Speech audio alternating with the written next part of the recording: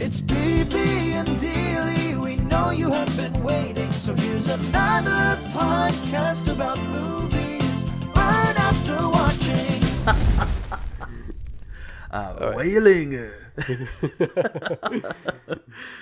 Welcome to the Burn After Watching podcast. I'm Borderland, I'm Dan. and today we are in the second week of Horror Month, Spooktober, Halloween, Fiesta. Last time we did found footage horror. We reviewed Paranormal Activity in Blair Witch Project. Go check that out if you haven't. And this week we are doing a little celebration of my co-host here with Korean horror. Korean is so hard to pronounce as a French Canadian. Korean horror. It sounds like I say whore. Horror. Horror. So there's two films. Actually, there's one film that I had in my watch list for a very long time. There's a film that got recommended by one of our Korean co-worker. Yeah. Yes, Yawn. Yawn. The film I wanted to see was The Wailing, which is a 2016 film. The only reason why I wanted to watch it is because I love investigation, kind of like detective crime thriller, and I saw it on a bunch of lists, added to my watch list. It's like 3 hours long, so I never end up watching it. And then we saw a lot of people say that I Saw the Devil, which is the second film we are reviewing today, was like a pretty intense, fucked up film. So Yeah. this is something that like I'm not super into, like the gore, like crazy gore, crazy fucked up shit. So I was not really into the idea of watching this, but at least I had the expectation that they weren't really scary. Yeah, I think like even as a Korean Canadian, I had some thought that Koreans did horror well. Like there's just some like background. There's like last week we talked about how as kids we saw horror films, and that's why it created such a distaste for horror films. That the same actor in I Saw the Devil, I'm like now 50% sure he was in this Korean like drama that was a horror drama called M. It messed me up, like to my core. It messed me up. It was like spiders like crawling underneath your skin and like coming out of you when you died or something. But in my head, it was Koreans did horror well. But as we'll dive into this episode, horror is almost defined literally with Koreans, not figuratively. It's a lot of there's at least in The Wailing, more so than I Saw the Devil, there's racial undertones that are not so subtle. They're very, very in your face in terms of who they think the bad guy is. But yeah, very interesting, these two ones. I guess let's start there. Let's start with The Wailing. This is a film by Na Hong Jin. Nice. I was sorry. I haven't seen any of his other film. This is his most popular one. Very well rated. It's almost 3 hours long. And it's I was expecting just an intense thriller, but it's actually like the first hour is really funny to me, at least. It's not like a comedy like Dumb and Dumber, but it's almost like Parasite funny, where there's a lot of like just everyday life and also like dumb policeman humor in the first hour, and I was not expecting that at all. And it is also a very bad, I would describe it as bad, horror scene with like dream sequence a little bit with a man eating an animal and with the red eye, like demon like. And when I saw that, I was like, all right, that's not a good sign, but it's a dream sequence, or at least it seems to be a dream sequence. So perhaps this is like the softer version of what we're gonna see. And the humor was like memories of murder and Parasite, so I was kind of into it.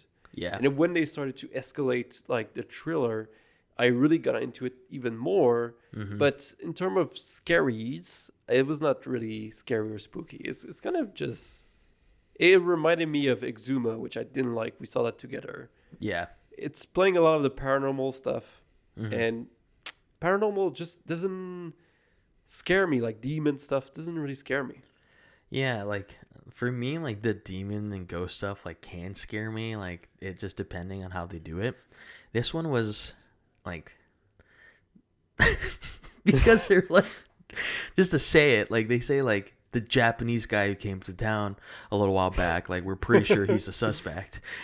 And for anyone who doesn't know history, there's a lot of animosity between old day, like back in the day Koreans versus like not liking Japanese people because of a bunch of things that modern day Koreans and Japanese people I don't think really have a deep passion against one another. But this one is just, it's just so like, it has to be the Japanese guy. He's so weird. He does like weird shit around his house, and they really portray him to be like this quiet person. But then when like as it kind of builds up towards like, let's just like find this guy, they bring someone from the church with them because he speaks Japanese and can translate. And when they find this like shrine full of photos of the dead people who've gone missing around the town, that's when it really starts escalating into like, this is the guy. Like this guy is here to like keeping him in town will destroy this town and everyone around it. But like the way they revealed him being the actual like villain at the end was comical. Like it's to your point, like this dream sequence, like you'd almost think that if this is like the PG version of like who the villain is, of like the guy with red eyes and he's running around in his underwear eating deer, like you expect like a, like I don't know, it was like skin to go like inside out, to be like just like all red or something like so terrifying that you want to turn away.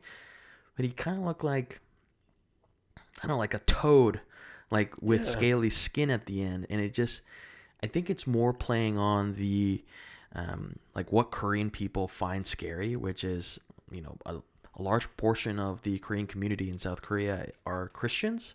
So like playing like that angel versus devil thing, like I think there's something there. And there's like the other that woman who's also a ghost that they don't really explain. I don't know if she's a ghost, but like to your point, like the whole time they're like, the Japanese is the bad guy, the Japanese is the bad guy.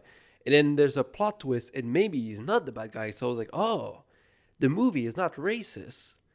It just, the characters in the town are racist. And this is kind of like an interesting kind of thing. And then no, actually the Japanese guy is the bad guy. It's just they use this for like 20 minutes. They like, no, you were wrong. He was not the bad guy. And nah, he's the devil. So he's a literal devil. Yes. And with the little camera and take a picture of the priest. Yeah. I was like, God. And like, I guess they use that to like transform his hand and he becomes like, like toad goat kind of mix with red eye. Yeah. Not scary. Kind of laughable.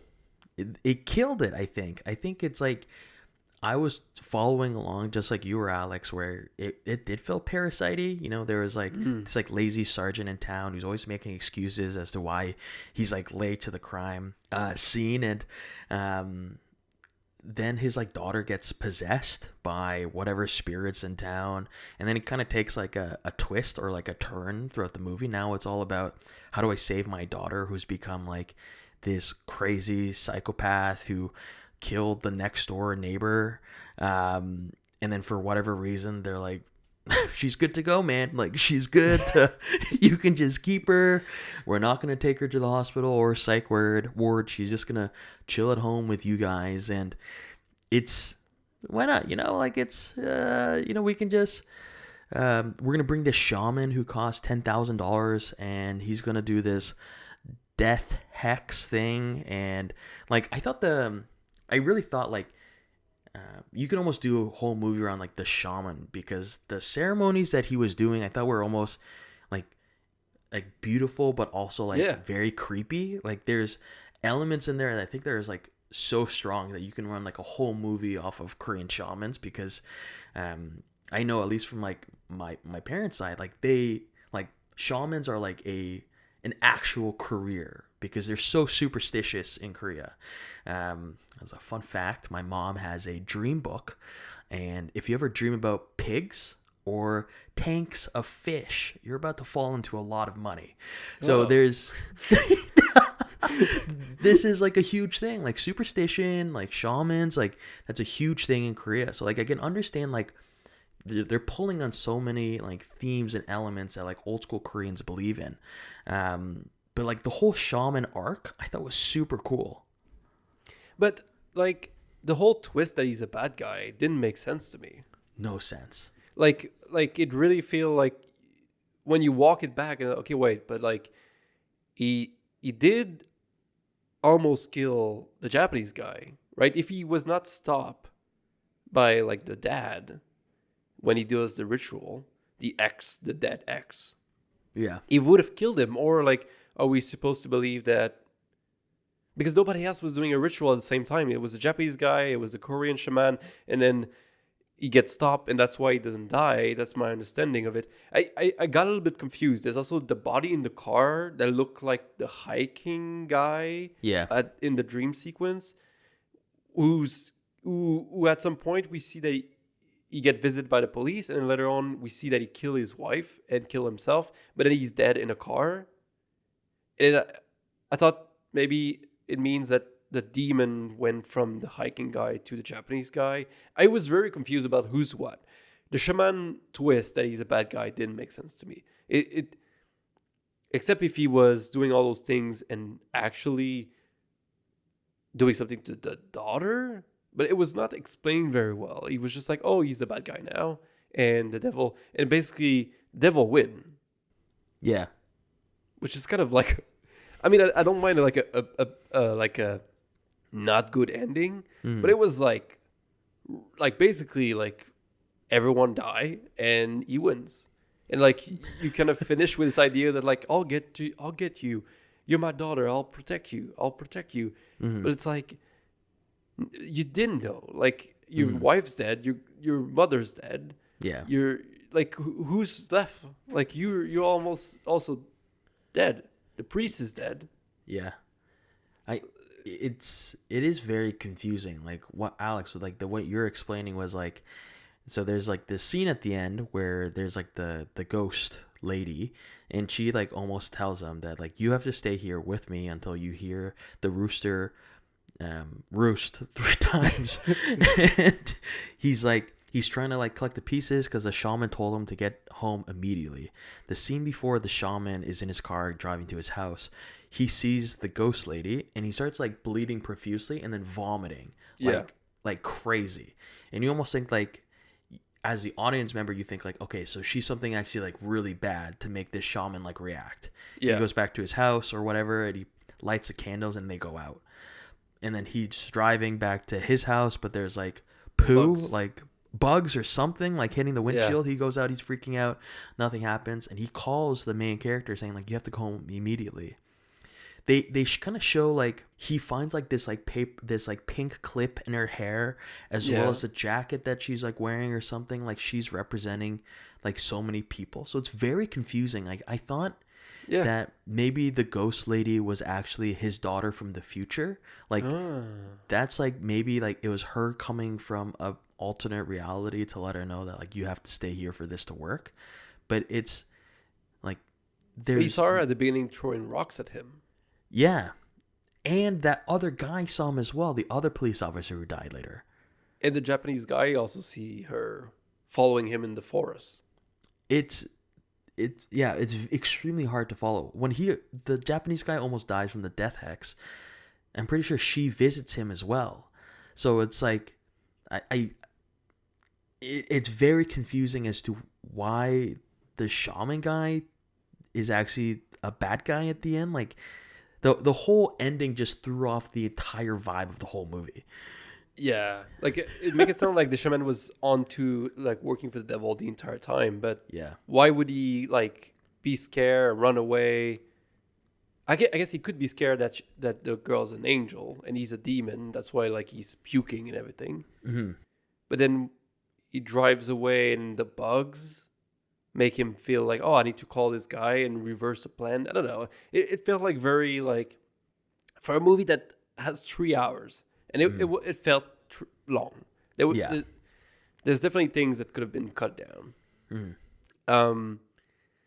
Like it feel like he could have established it, and it's kind of like the same thing with Exuma, which is another paranormal ghost story that is Korean, and it's very long, and it just feels like it's establishing so many things, and it never gets to a cohesive ending. I don't know, like it was kind of all over the place. I kind of enjoyed the ride. I would probably rewatch it eventually because it was good, but I did wish. I feel like there was potential for it to be really good. Yeah, I think that's a great way to put it. Like there's all the right elements were there. If you kind of take out the racism, and you take out like kind of like with the eczema, there's like weird like Korean propaganda throughout the entire movie. Like this one as well, there's a part where the shaman's like no sex all night while I'm doing the death hacks. I'm like, it feels very Christian. It feels like no sex, no drinking, watch what you eat. It just felt, I don't know, there's just parts here where it just feels like they're really pushing that you have to be a good Christian boy, and you can't screw around or something like that, or like your kids will get all fucked up. But there's the elements are all there. I almost wish like they remade this with a different director to come to like a better conclusion. But yeah, I think I rated this either like a 3.5 or 4-star rating. I can't remember, but I thought it was 3.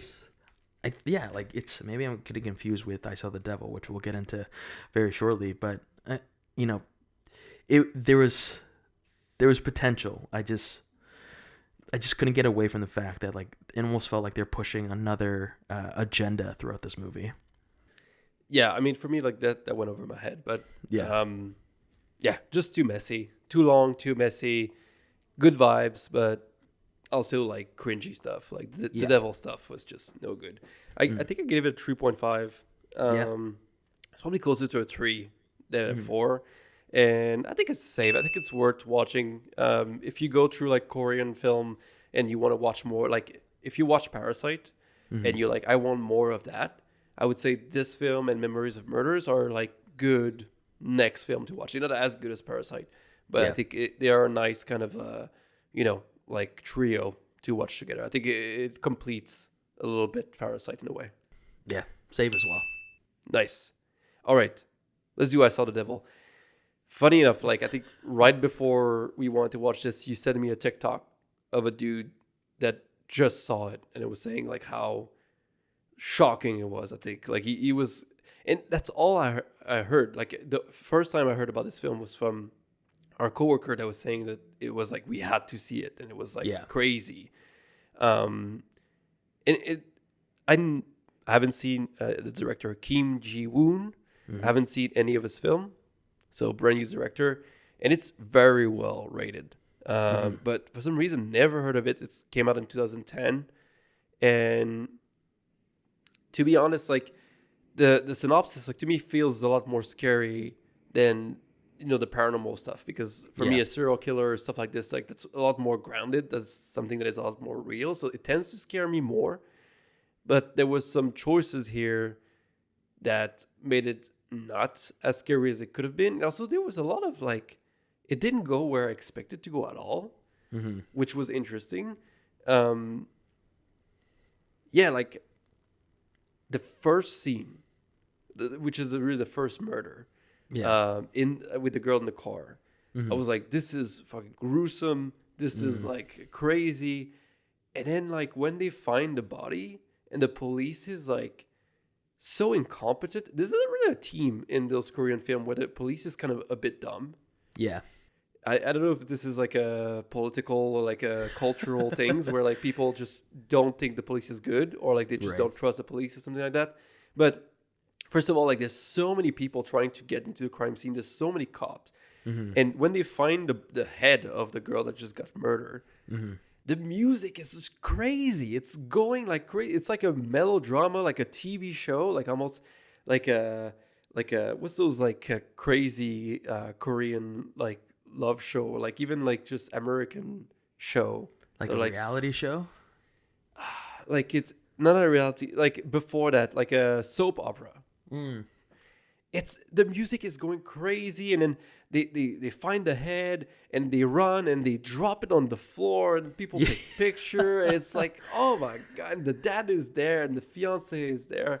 And I was like, man, this is doing way too much. Like the music is going crazy. And I was like, this is like such a weird change of vibes from the first like super menacing killing scene that was graphic and like super intense and really well shot. So like to me, like there's a bunch of those kind of like weird moments that like really makes it like jumping back and forth. Yeah, I think I wrote down like first 10 minutes intense. Like it was like so gory. Like I just wasn't expecting it at all. Like full on like chopping up this lady. Yeah, like this one was like, I think I cringed way more in like cringe, not in like the sense that like this movie was like cringy, but cringe because it was just so gory I had to like look away. Yeah, feet. like The dude, Achilles heel. The Achilles heel was the point. Was like, fuck, I had to look away too. Oh god, there was like multiple. Like I actually stood up. I think it was Sunday morning or Monday morning. I stood up out of bed and I was just like, ugh. Like I was actively gagging. I had to walk around the apartment and like drink something because it was, like just so gruesome. Like the serial killer. So there's this guy who's probably in his like 40s or 50s. His name's like Kyung Chul. He's like he's a dad who's just abandoned his parents, abandoned his son, and now he lives this life where he drives around a children's like school bus and he picks up young women pretending to be a driver and then just like demolishes their skulls with like pipes or like hammers. And whole parts of this movie, like were you near the middle end where he meets his like friend who is like, we were gonna take over the world, and they're just eating human flesh. It just, this movie is like not really scaring, but it's just like extremely unsettling, like to its extreme like max of like how disgusting it could be. But I was not expecting. So like the funny thing is that I was expecting it to be like we have a detective trying to catch the killer, and we have a killer killing victim, like the classic kind of like, I don't know, like serial killer kind of movie. But it ended up that like the detective whose wife got murdered, who was pregnant, he kind of like figured out that it could be only 4 people that done this. And he basically find them, torture them, and then like give them to the police. And when he figure out that it's Kyung Chul, that is because he find the ring of his fiance at his place, he basically drug him, put like a tracker in his stomach, and then start like playing a game of like torturing him, where you're following him around, beat him up, and then like let it loose again, and following him around and find him again and beat him up again. And it's kind of like a revenge story where he wants to make him feel like he's being tracked, etc., which I was not expecting at all, because then Kyung Chul doesn't know that he's being tracked. He doesn't know that, like, he doesn't remember that something was put in his stomach. And he goes to basically like a doctor to get help because he got like basically like messed up by this detective.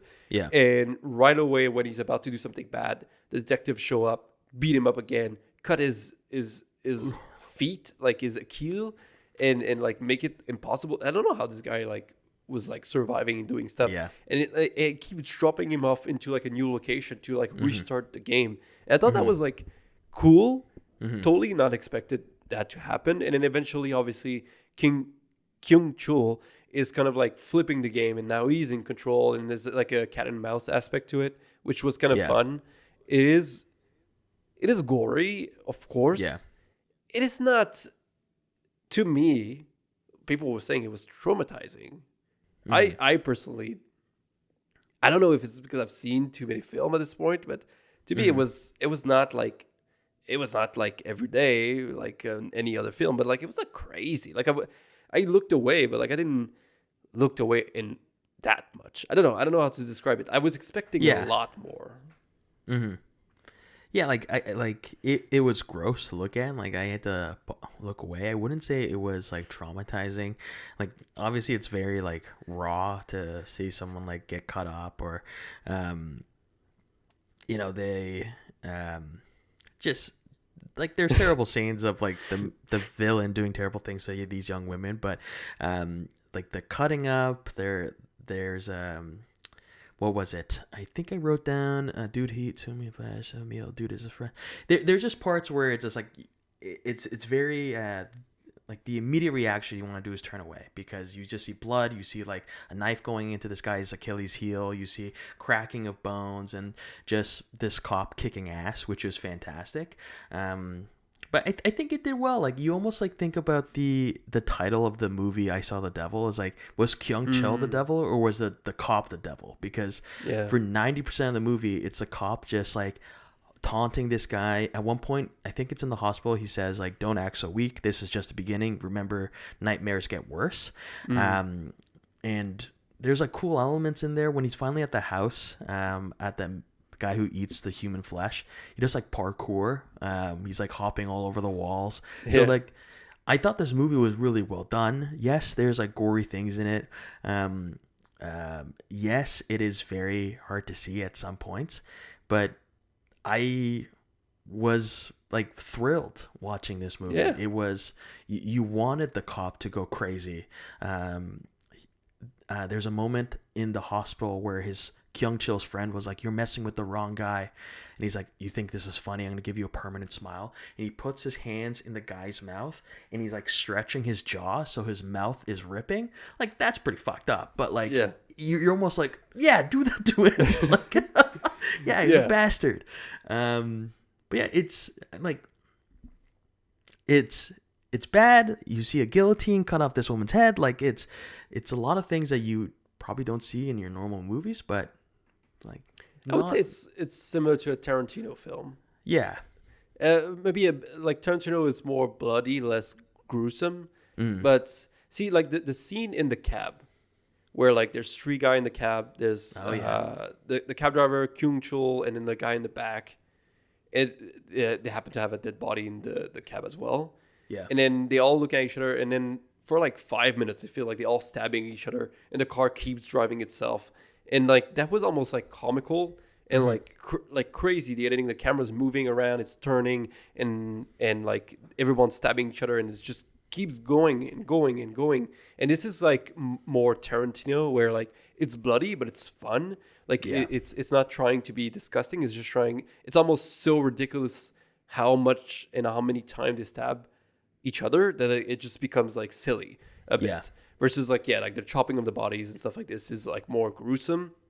But I don't know, like to me I was expecting this to be a lot scarier, but it got to a point where it was too extreme for it to be realistic almost. So I was kind of like, okay, this is not scary, but this is still a good film, like thrilling. And I think that they did a really good job. Like Kyung Chul was menacing. Like when he come back to see the nurse after seeing the doctor, like when you see him there and you don't expect him to be in the room anymore, like because he leaves and he comes back, like that was scary. Like you feel the threat because this film go pretty far. You think that something could actually happen to any character. So to me, I was really kind of feeling this is a real threat. And you have to be scared of this guy. And I was worried about the character. So like that was really well done. Even when the sister-in-law and like the dad of like his fiance come into play, like I was like fuck, like this is no good. Like the to me though, the ending, the final revenge. I don't know what you think. Like basically Kyung Chul is like mocking him. Like you think you can scare me, you think you can make me feel the way I made you feel, but it's just not.